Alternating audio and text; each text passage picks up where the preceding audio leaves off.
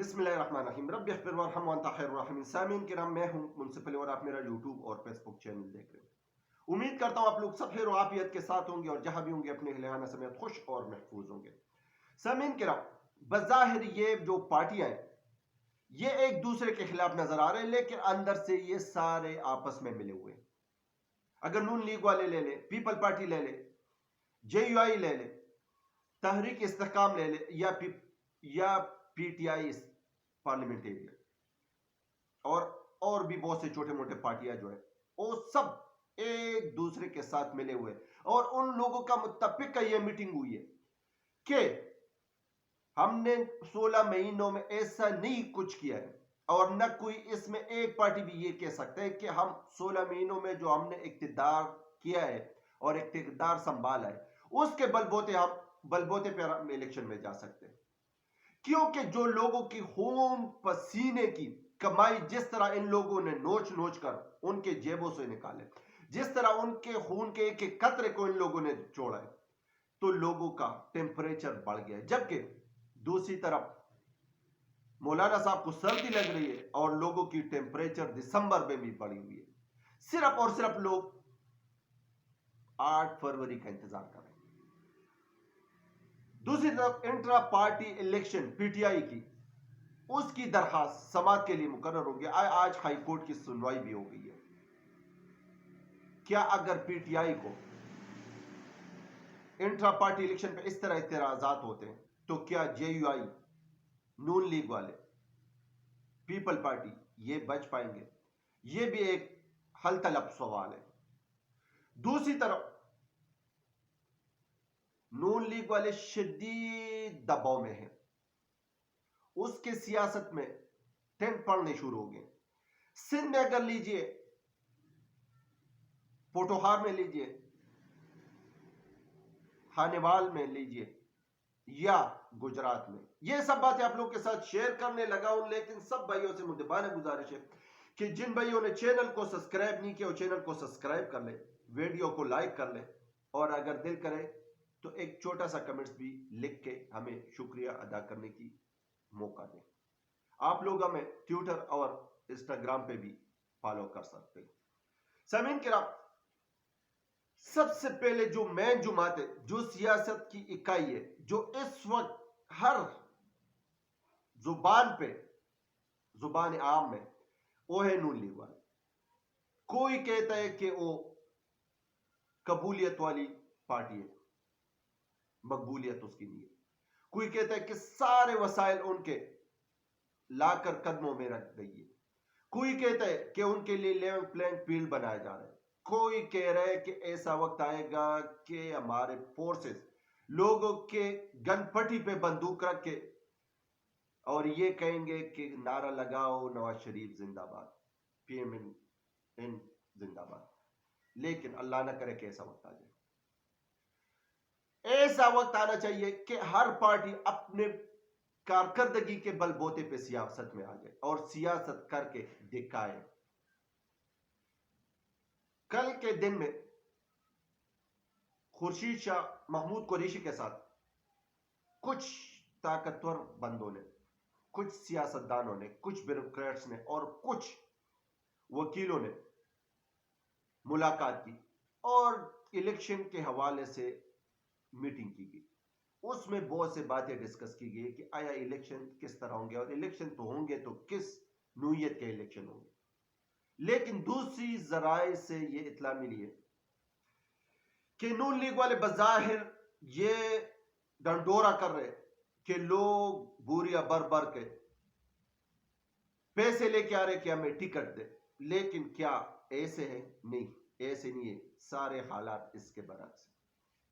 لوگ ٹکٹ لینے کے لیے تیار نہیں ہے۔ نون لیگ والے شدید پریشان ہیں کیونکہ سندھ میں اس کو ٹینٹ پڑ گئے ہیں۔ پوٹوہار کا بیٹا شاہد خان عباسی کی وجہ سے نون لیگ والوں کو بڑا جھٹکا لگا۔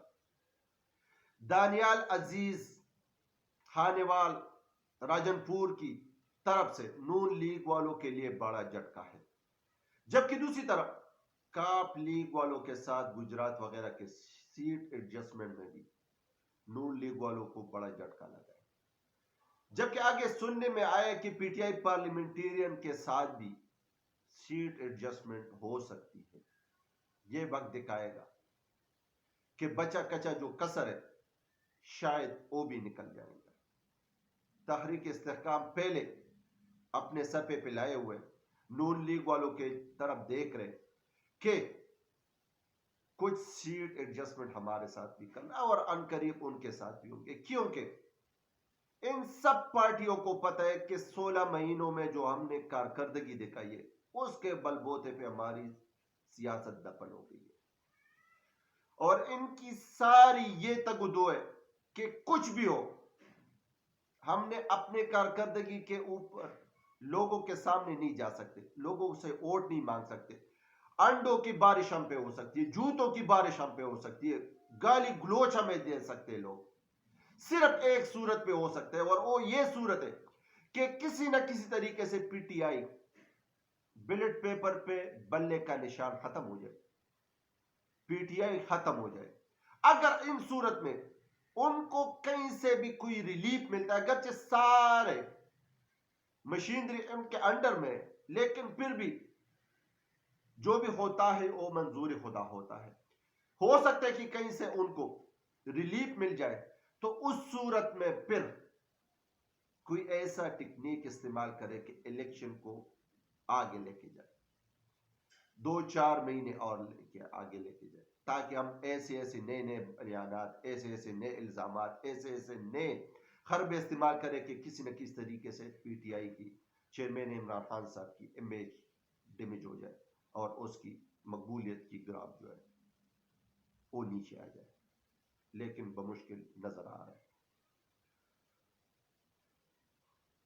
دوسری طرف سب پارٹیاں اس بات پہ متفق ہے کہ انٹرا پارٹی الیکشن کا جو شیڈول جاری کیا گیا پی ٹی آئی کی طرف سے اس پہ کسی نہ کسی طریقے سے قدم لگ جائے، لیکن کیا پی ٹی آئی کی الیکشن انٹرا پارٹی کے الیکشن پہ اگر قدم لگ جائے تو کیا پیپل پارٹی پہ کوئی پھر